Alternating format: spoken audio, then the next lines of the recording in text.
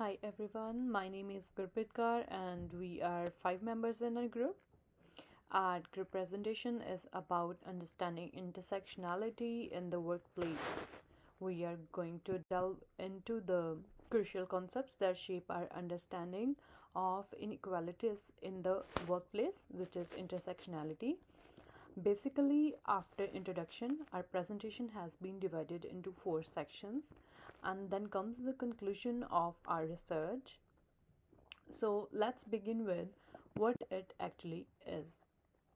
Intersectionality is a term coined by legal scholar Kimberly Renshaw, which illuminates the concept of social categorizations like race, gender, class, and more.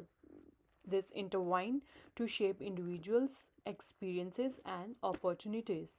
It underscored the reality that people's identities are multifaceted and discrimination can result from overlapping of these identities. Understanding how gender and race intersect in the workplace is crucial for two main reasons. Firstly, it allows us to acknowledge and address the unique challenges faced by individuals who occupy multiple marginalized identities. And secondly, it provides a foundation for fostering a truly inclusive work environment where all employees can thrive. In the workplace, intersectionality manifests itself in various ways. Women of color, for instance, often experience a phenomenon known as double jeopardy, where they encounter both gender and racial discrimination concurrently. This can result in lower wages, fewer leadership opportunities, and a lack of representation in decision making roles.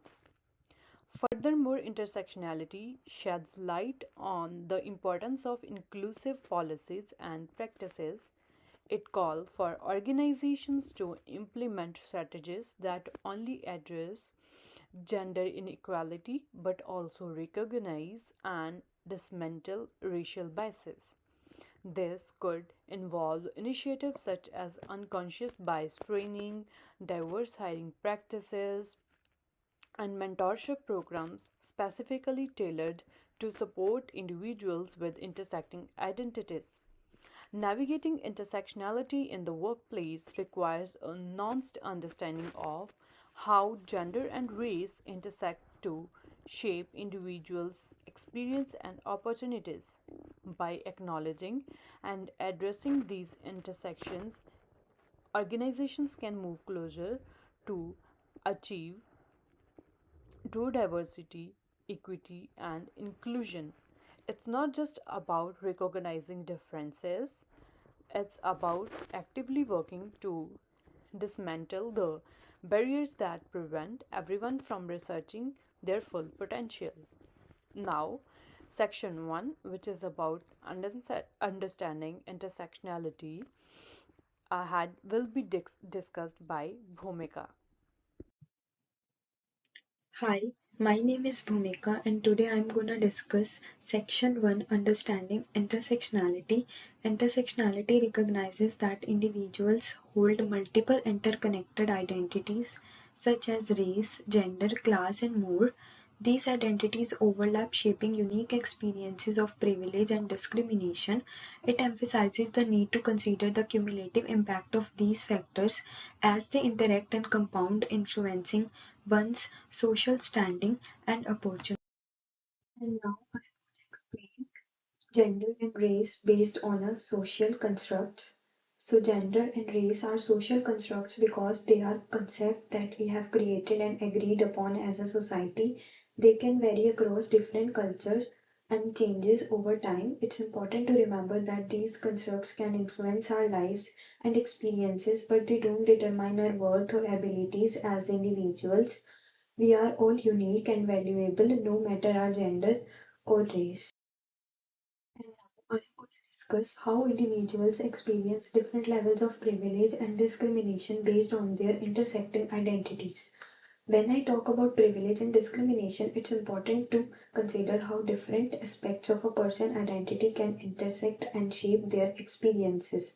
For example, someone who identifies as a woman might face gender based discrimination, but if she also belongs to a racial or ethnic minority group, she may experience additional challenges due to racism. This is known as intersectionality. On the other hand, someone who identifies as a man and is a part of majority racial group might experience certain privilege that others don't. It's all about understanding that our experiences are shaped by the unique combination of our identity. And now I am going to illustrate some real life examples and statistics. Let's take a real life example. On an average, women still earn less than men for the same work, but when we take into account the intersection of gender and race, the gap widens. Black women, for example, earn even less compared to white women. This show how the intersection of race and gender can compound disadvantages.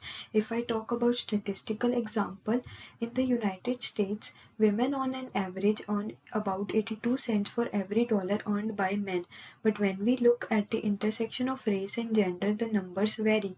Black women earn about 62 cents and Latina women earn about 54 cents for every dollar earned by white men. Now, the next section gonna be discussed by my friend Simran. Hello everyone, my name is Simranjit Kaur and I am here to explain the section 2. In this section, we delve into the significant challenges encountered by marginalized groups, particularly women of color within the workplace environment. We highlight the intersectionality of gender and race and its profound impact on various aspects of professional life. So, first, unique challenges. We begin by examining the compounding effects of sexism and racism experienced by women of color.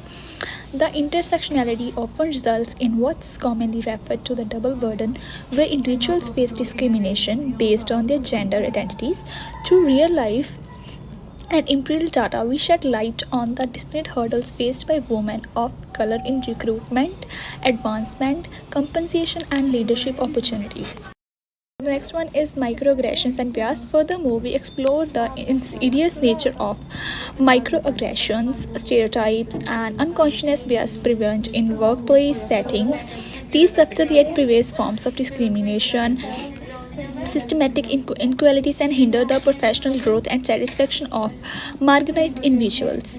By examining case studies and research findings, we undergo the detrimental effects of such biases on career, tragedies, and overall workplace dynamics. So then the next section will be explained by my friend Muskan. Hi everyone, my name is Muskan Patkar and today I'm going to discuss Section 3, that is negotiating unequal social power. It involves navigating power dynamics in various contexts such as workplace, relationships, or society. It requires advocating for fairness, promoting open communication, and striving for equality and inclusivity. Recognizing and addressing power imbalances is crucial for creating a more equitable and just environment for everyone involved. So now I'm gonna explore how unequal social power manifests at both individual and structural level. So firstly at micro level, that is individual level. In this, individuals negotiate unequal social power through their everyday interactions. This can involve asserting boundaries, advocating for their rights, and challenging oppressive behaviors or attitudes. It's about recognizing one's own worth and standing up for oneself in various situations. Next one is macro level, that is structural level. In this, power dynamics are influenced by larger societal structures or systems. These can include laws, policies, and cultural norms that maintain inequality. For example, gender pay gaps or racial discrimination in hiring practices are structural issues that contribute to unequal power dynamics in the workplace. So, by recognizing and actively working to address unequal social power at both micro and macro levels, we can strive towards a more equitable and just society. It's an ongoing process that requires collective efforts and continuous reflection. In this slide, I'm going to discuss power dynamics in interpersonal relationships, team dynamics, and organizational culture. So, power dynamics in interpersonal relationship, team dynamics, and organizational culture play a significant role in shaping our experiences and interactions. So, firstly, in interpersonal relationships, power imbalances can arise from differences in social status, communication styles, or personal characteristics. It's important to foster open and respectful communication and actively listen to each other and the values perspective of all individuals involved. Next, in the team dynamics, power dynamics can impact collaboration and decision making. It's crucial to promote a culture of inclusivity where everyone's ideas and contributions are valued. Encouraging open dialogue, sharing responsibility, and creating a safe space for diverse opinions and can help mitigate power imbalances and foster a more productive and cohesive team environment. Next one is organizational culture. It influences also influences power dynamics. A culture that values transparency, accountability, and inclusivity can help create an environment where people is distributed more equally. We can say it's important for leaders to set an example by promoting fairness, providing opportunities for growth, and recognize the contributions for all employees. In this line, I'm going to analyze the role of privilege, allyship, and solidarity. So, firstly, I will talk about the privilege. Privilege refers to the advantages and benefits that certain individuals or groups have based on their social identities, such as race, gender, or socioeconomic status. Recognizing one's privilege is the first step towards understanding the power dynamics at play. So, next one is allyship. Uh, Individuals with privilege using their position to support and advocate for marginalized groups. It means actively listening, educating oneself, and amplifying the voices of others. It requires humility, empathy, and willingness to challenge one's own biases and assumptions. So, next one is solidarity. It's about standing together with marginalized communities and working collectively to challenge systematic power imbalances. It involves recognizing that the struggle for justice and equality is interconnected and that everyone has a role to play in creating change. It means supporting and uplifting marginalized voices, um, advocating for policy changes, and actively working towards dismantling oppressive systems. So, next section will be discussed by my friend Harjot.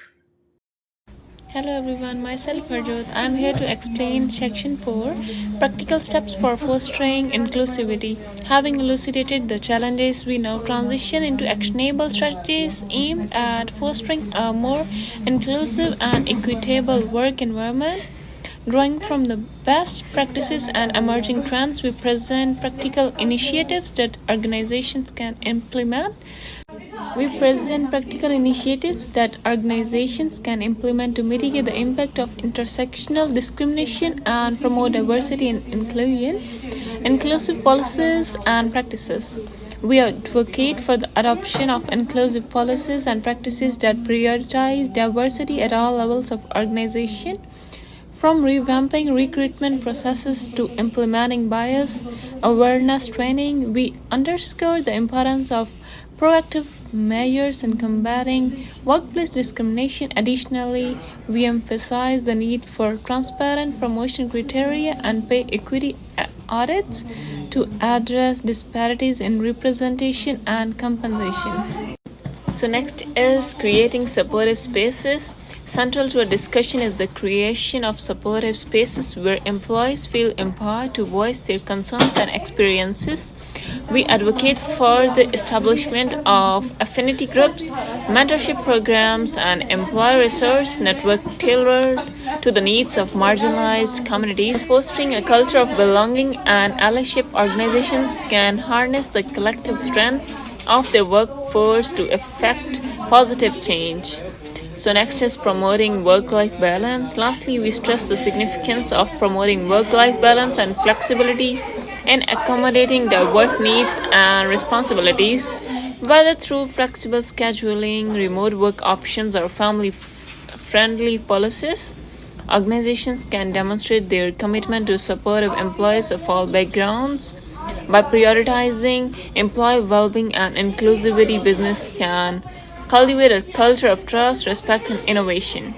To conclude, we reiterate the importance of addressing intersectional inequalities in the workplace and championing diversity and inclusion as core value. By recognizing the interconnectedness of gender and race and acknowledging the unique challenges faced by marginalized groups, organizations can drive meaningful progress towards a more just and equitable future. Thank you.